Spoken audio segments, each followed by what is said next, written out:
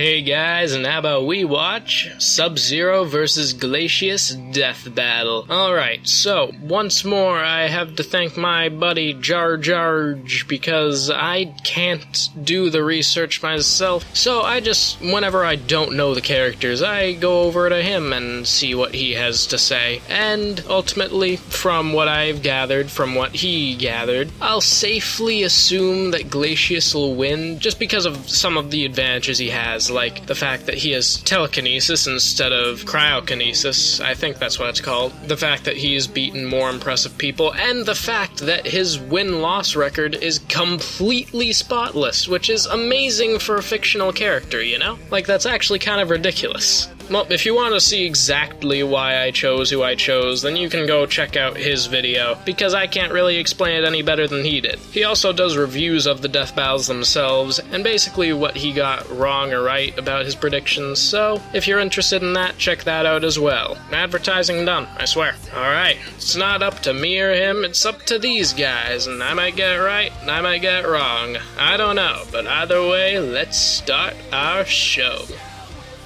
Hey Mark. Hey Mr. J. So I know doing all this merch marketing, like these 3 awesome Death Battle t-shirts, can get kind of stressful. So we added some new office amenities that I think will help take the edge off. Like the new office jacuzzi. Yeah, no thanks. You ever smelled a wet sloth before? Alright, maybe a relaxing massage then. Yeah, I got a fair hands. Alright, how about a nice hot sauna? It's a fucking toast oven, Chad. I'm Mark Slothman, and now I got the sexiest shirt in the market, Death Battle shirts. You wear this, you're gonna find yourself in a sex battle. I don't know what that is, but I know you'll love it, okay? Now click the link below and buy this shirt, or they're gonna eat me.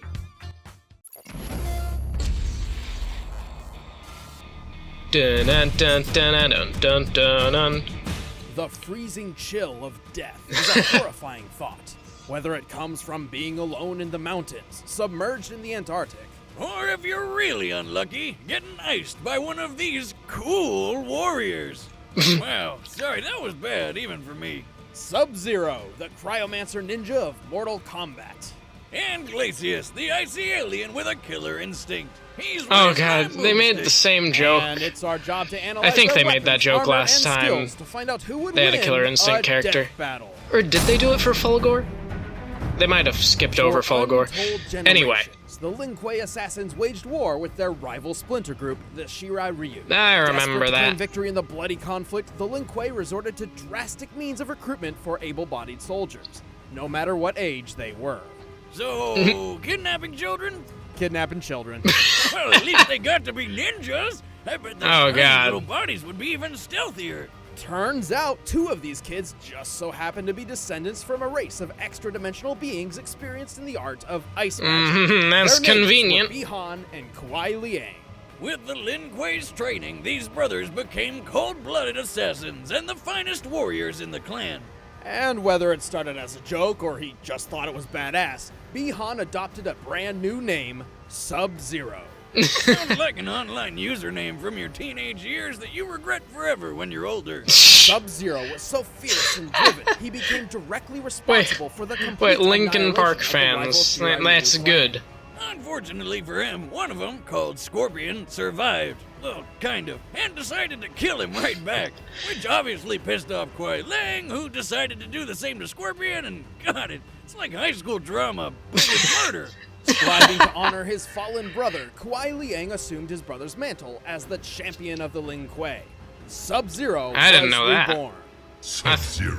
I thought it was always the This same new Sub-Zero guy. is a master of Shotokan karate and Dragon Kung Fu, and enhances his martial arts with his deadly cryomantic abilities. Subby can freeze the moisture in the air to do tons of stuff. He can make his own personal slip and slide, perfect for surprise attacks. He can form all sorts of weapons out of thin air, like daggers, swords, or even ice hammers. But best of all, the dude can make ice so cold, it instantly freezes anybody who touches it. This can be achieved through Sub-Zero's Ice Blast projectile, or the Ice Clone technique, both of which completely immobilize his opponent for devastating follow-up attacks. Did he just make a perfect sculpture of himself? Why doesn't he go into the ice sculpting business? Dude would make a killing. Oh, that's true. You know, not the literal kind. He's got that down already. Yeah. Sub-Zero can also implement his cryomancy and ninja talents succeeds in what appears to be near-instant teleportation, an unexpected ability which baffles even his fellow assassins. Yeah, but I bet that's still not as unexpected as turning into a friggin' polar bear. Like, how though? I want to do that. And best of all, after subduing his enemy, Sub-Zero has no qualms about tearing them to bloody shreds with one of his fatalities. Taking after his dear old bro's favorite form of murder, Sub-Zero can rip a person's head off with their entire spinal column in tow. How does that That's even one work? For you, Bihan. If he's feeling particularly nasty, Sub-Zero will toy with his opponent. He'll encase their lower half in ice and force them to watch helplessly as he tears them in half. Oh, Or for a God. quick death, he'll put them in a deep freeze that shatters like glass. At most, it takes Sub-Zero approximately 4 seconds to freeze a person in place, which in real-world physics is completely impossible. To induce full-body frostbite in that time, he would have to lower the surrounding temperature to negative 6.5 million degrees Fahrenheit. I feel like it would make more sense Stupid amount of with 13,000 the explanation times that colder it's than just a absolute zero, to be case of ice exact, around them. making it a temperature which literally cannot exist. And yet still Wait, not as cold cannot as my exist. ex-wife's heart. Ha! Anyway, Sub-Zero has that was his probably one of your reputation as worst one of ones. the most fearsome fighters in the Mortal Kombat universe. He's strong enough to break titanium statues with a single chop, quick enough to dodge an oncoming rocket, and he defeated some of the best warriors across multiple dimensions. Like the lizard dude Reptile, and Taven the half-god, who single-handedly defeated dozens of Lin Kuei assassins. He's beaten his rival for life Scorpion several times, and even took on Batman? Sheer willpower, he survived injuries no normal person could walk away from, like getting torched in the face by a flamethrower, or being double impaled through the torso, and then torched again. Whoa, that's a lot of blood. Like, how does he have any left? I know, right? But that pales in comparison to when he underwent the procedures which turned him into a cyborg, and then was blown apart and reassembled into human form while still conscious. Wait, Man, what? What a tough son of a bitch. That But don't literally makes overestimate no him. sense. Although Sub-Zero keeps company with powerful spirits, undead I mean, it's wraiths, funny, and but immortal gods, still. he's not one of them. He may have incredible powers, but he's still just a mortal man. Also, his emotional baggage and desire to live up to his brother's name has clouded his judgment more than once. But that didn't stop him from becoming Grand Master of the Lin Kuei. He changed their goals, turning them to the side of good, and even formed an alliance with his old rival Scorpion over a nice brunch. Life couldn't get any better. And then they found dragons! Wait, what? Shirai Ryu, dog. Lin Kuei scum! Death is more honor than you deserve. All right, Beyond our Glacius. solar system, advanced civilizations are governed It's shaped by like the a 88 crescent moon. decrees. I get it. Should anyone dare violate these laws, they will find themselves targeted by the Galactic Marshals. AKA Space Cops. One of these alien officers was sent to Earth to investigate an eerie distress signal, but he was shot down by the world-dominating corporation called Ultratech. You know, evil Walmart. Ultratech had reverse-engineered equipment I from almost an alien forgot about crash that. some decades prior, the Roswell incident. However, the use of advanced technology by less developed species is a clear violation of the 88 decrees. Kinda like if you saw a chimpanzee pick up a flamethrower. It'd be awesome, but you'd want to take it away real quick. Determined to correct these wrongs and return You know, home, that is true. the alien marshals I set guess his sights that's on a- bringing Ultratech to their knees and recovering his I guess lost that's a technology. good And parallel. if he couldn't, he'd just blow it all up. It was Ultratech who codenamed him Glacius. Don't let his name fool you. Glacius wasn't always known for his fancy ice powers. Actually, he comes from a race of aliens with weird telekinetic abilities. By manipulating simple molecular structures, Glacius can use the environment nearby to create armor around his inner body. This came in handy when his ship was shot down in Antarctica, and he lost his native shell. Huh. So he had no choice but to make a new shell out of ice, which permanently turned him into an abominable snow monster. With this new body, Glacius developed a Well, not fighting style to permanently. make the most It of could his new break again. capabilities. Glacius prefers to fight at a distance, using his long-range ice-bending attacks. He can turn his limbs into huge ice lances to keep enemies at bay, create spiky hail projectiles, and even summon spires of ice right under his opponent. And Did he just punch that guy with an ice sculpture of himself? Oh god, he can do it too! That is the Shatter Technique, a powerful burst of energy which summons a mysterious uppercutting ice sculpture. Perfect for opening up some sweet combos on his foes. Still, for all his keep-away game, you'd think he'd be a total chump up close. But remember how he can move ice with his mind? Well, he can melt it too, including himself. By turning his body into liquid, he can evade oncoming attacks, surprise opponents from below with the aptly named Puddle Punch, and even completely dissolve people into nothing. Oh god. And as an added precaution, he can summon extra ice to his body to serve as thicker armor, though his molecular telekinesis is too limited to maintain this armor for long periods of time. He may be made of ice, but Glacius can still hit hard enough to launch opponents several stories into the air, including the 550-pound Fulgore units Ultratech is known for. He's cunning enough to not only infiltrate Ultratech's highly guarded facilities, but also surprise attack its highly advanced robotic CEO, Arya. Before making his move, by Arya's own calculations, Glacius was able to drop the temperature of the entire room by 122 degrees Fahrenheit in 0.026 seconds. What? That's a quarter of a tenth of a second. The entire room. Just like Sub-Zero, he can lower a person's temperature by like thousands of degrees to freeze his opponents completely solid.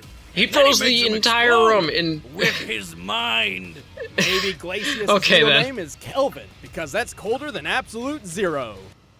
Feel like that was some sort of nerd joke. Yes, it was. Yeah, you're not allowed to make a joke ever again.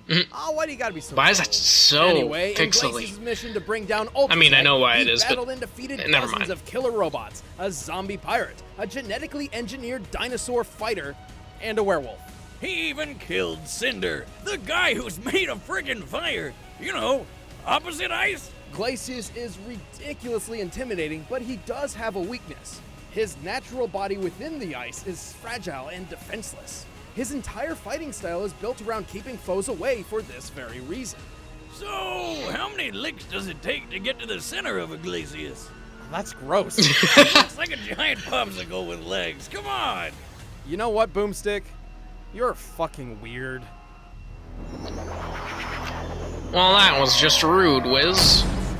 Anyway. Alright, Alright, I expect it to be 2D. Oh wait, I already saw the...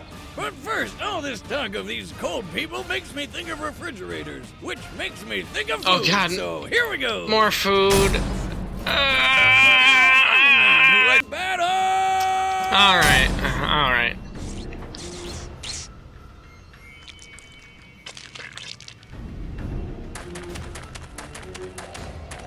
Look at that man run.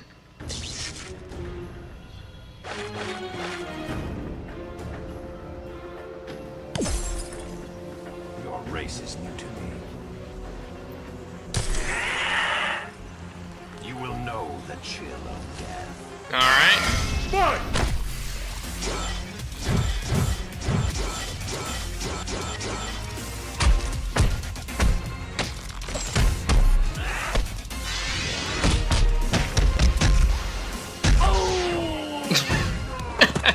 I should have known. Alright.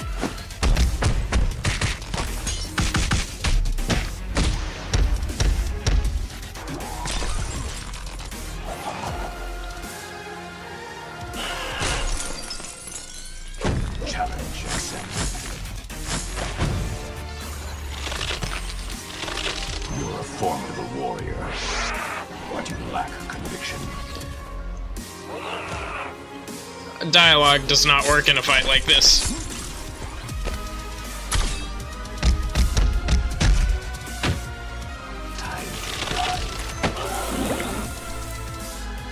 Oh god.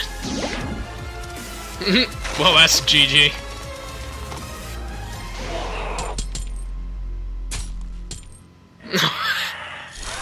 Or not. Well, now I'm... Okay. Cool. I know it's the theme and all, but that was just ice cold. Glacius and Sub-Zero seem to be a near match in terms of cryomantic abilities, but it was Sub-Zero who had the training and the power to bring Glacius down.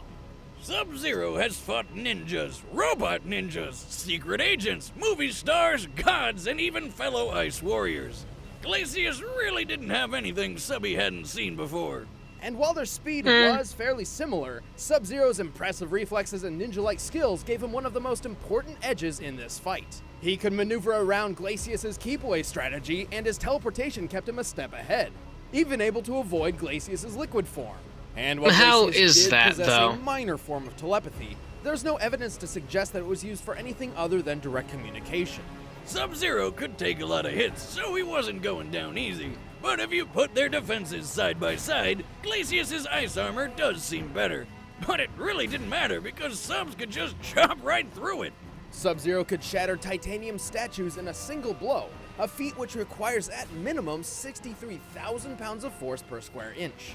And titanium is obviously tougher than ice. How do we know it's Glacius' shell is titanium? I composed mean, of blue ice, the purest and toughest form ice I don't can know. take. It would still only take at most I'll take their word for it. 57,000 pounds of force per square inch to crack his entire body in half. And he didn't even need to go that far. Just get to the squishy insides in the middle. I guess you could say that Glacius had his expectations shattered. The winner is Sub-Zero. alright. Let's see what's next. Hey, I'm Ben, I play Wiz, and I'm about to show you the matchup for the next death battle. And Hopefully after that, it's one please I'm click interested that button in. over there I to don't try know. first We membership haven't and see the gotten next one I'm episode interested before in a anybody while. else. Thanks for watching. Next time.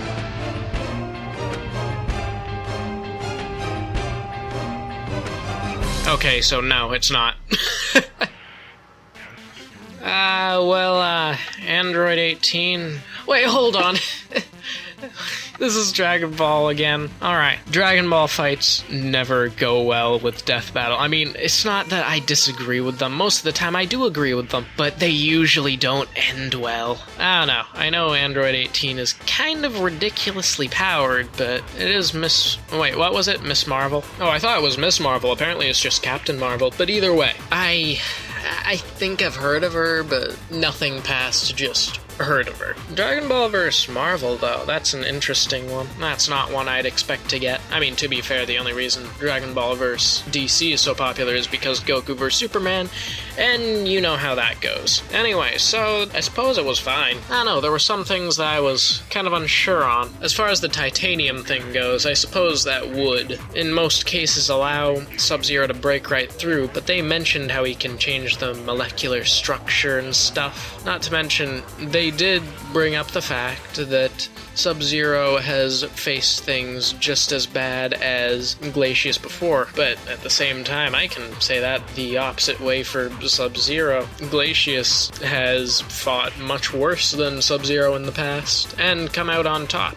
Again, I don't think he's canonically ever lost. Anyway, other than those few little gripes, I suppose, it was a fun death battle. Honestly, I don't know why. I just really don't like the 2D fights they've been having recently. Like, the animation just seems off to me. The last 2D fight that I legitimately thought looked good was, silly as it is, Deadpool vs. Pinkie Pie was the last 2D fight that looked good. Zoro vs. Urza was the last one that looked amazing. And yeah, they've had 2 2D fights in a row, and that's weird to me because I doubt that they'll make this next one 3D. Either way, that's all I have for today. So, if you like this video, be sure to leave a like. If you didn't like it, dislike. And if you want to see more videos like this in the future from me, then be sure to subscribe to the channel. Alright, I'll see all of you in the next video.